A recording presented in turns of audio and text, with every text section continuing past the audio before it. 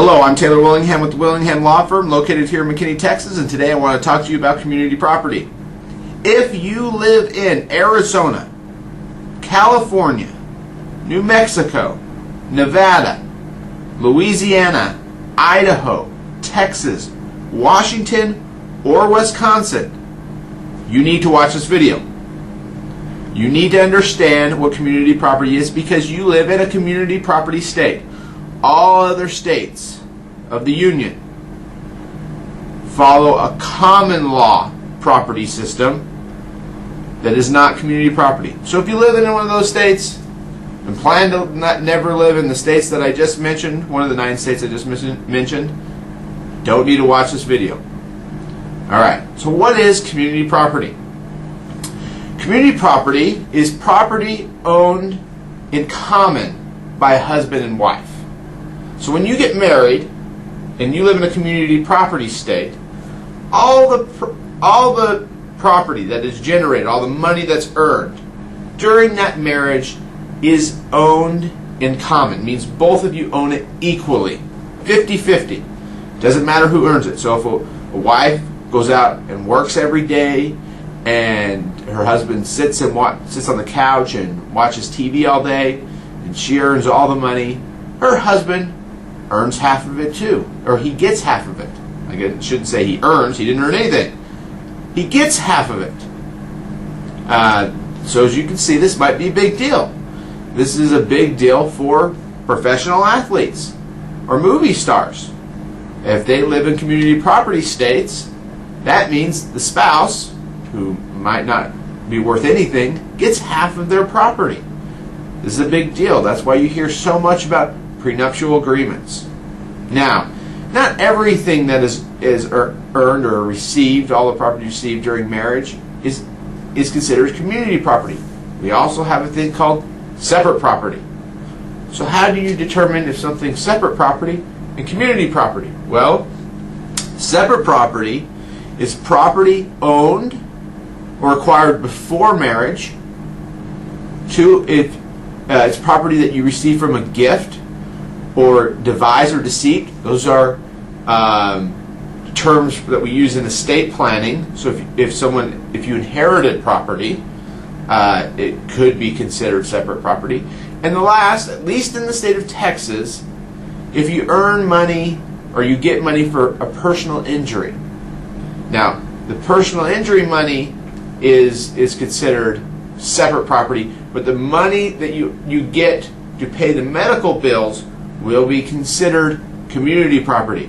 Because not only are the assets divided 50-50 in a community property state, but so are the debt. So is the debt that you've accumulated during your marriage. And this is a big concern, especially if you're married and you just recently been married and all you guys have is debt. This means that the wife who stays home and prepares the meals and takes the kids to school is accumulating half of the debt. Maybe her husband's out there accumulating. So if he goes out and buys a big truck and then he decides to divorce you, well, if you write your name on that note with the car dealership, you owe half of whatever it is. This becomes a big problem in the circumstances where men go to work for 10 years, work hard, they progress in their job, and then finally they've got their big promotion. They've accumulated, the spouse and the husband accumulate a big debt during that time period, and now he's earned the money that they've been hoping for, and he decides to go get a newer model and goes finds a new wife. Well, now he runs off, his career is great, he's making a lot of money, but the wife was left with half the debt because it's community property state and you share everything equally. Alright, so what about assets? Okay, we talked about earning income, and that you can kind of understand that. Well, everything I've earned is half my wife's and half mine, or half my husband's and half mine. Now, what about an asset? Okay, let's say a wife goes out and works, and through her own income, she puts in her separate bank account and decides to go out and buy some rental properties. And she takes money that she's put in her own bank account and she goes and she purchases a rental house. Well, is the rental house community property? And the answer is yes. If you live in a community property state, it is. The husband and wife own it 50 and 50. 50 and 50. 50% and 50%, sorry. What about the income generated from the house? Well, yes. The income generated from the house is also community property. Okay. The next question is, or the next point is the inception of title rule. This is a very important point to understand. The inception of title rule is how we govern, at least in the state of Texas, whether something's community property or separate property. It's the first starting point that you must look at when you're determining whether your property is community or separate. So, if property was acquired before your marriage, there is a presumption that the property is separate property. If it is acquired after the date of marriage, there is a presumption that it is community property. Now, these presumptions can be overcome, but you have to show affirmative evidence that it is either community or separate. Okay, let's use an example. I just used a lot of terms, so let's go through an example. Okay, a husband purchases a rental house 2 days before the husband and wife get married. He purchases it, and then he gets a note on it, and it's only in his name. They have the property, and the husband and wife, through income that the husband has earned during marriage, pay off the house slowly every month for the next 30 years. And then the house is paid off.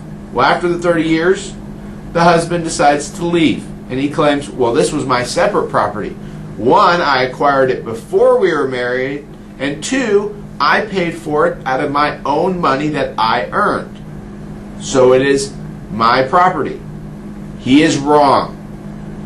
He's right and he is wrong. Part of the house will be considered community property, and part of it will be considered separate property. The money he put down before he was married on the house, let's say he paid off 20% of the house before they even got married, 20% of the house will be considered his separate property. But remember, the property that he earned during marriage is considered community property. So he was taking community property funds and paying off the house. And so the 80% will be considered community property. So the wife will own 80% or 50% of 80% of the house. Now this might get confusing and it's hard to understand. That's okay. That's why you hire an attorney to deal with a lot of these issues. Community property can be a great thing for spouses, and it can be a thing that causes serious problems. You need to make sure before you get married, or when you get married, or if you're planning on getting divorced, or if you're planning on giving property to your children, to understand these rules. What is community property? What is separate property? I've talked a lot about divorce with community and separate property, but let's take a minute and let's talk about estate planning with community property. Let's take a family, a husband and wife, and they have one kid together, and the husband has one kid with another person before he was married to the wife, right? Okay, so let's say the husband owns, let's keep with our same thing we're talking about, rental property. The rental property was purchased after marriage, so it's considered community property. Now, he wants to leave the rental house to his child that is not in the relationship, not in the marriage. So he, in his will, he says, I leave my rental house to my child, so-and-so, child A, we'll say. So, the husband might be confused he might think that he owns 100% of the rental house. He does not. It's community property. He owns 50%.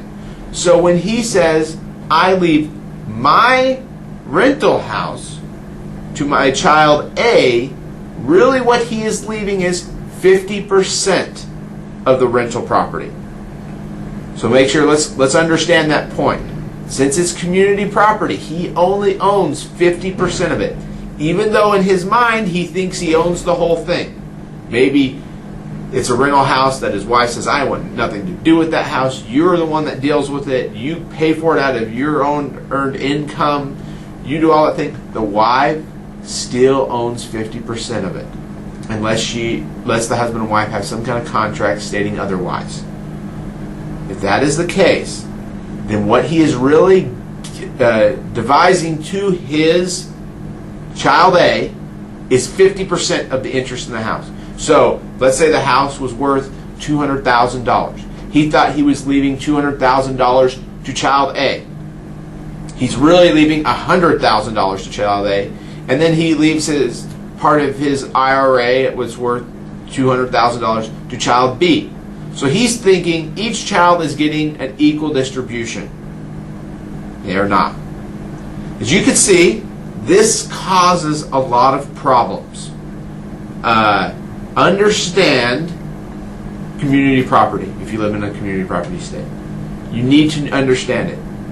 If you don't, go see an attorney, go see a professor of law, ask somebody, get online and read about it. Understand what you're really leaving to someone. If you have any questions, you can always email me at taylor@taylorwillingham.com or call me at 214-250-4407. Thanks.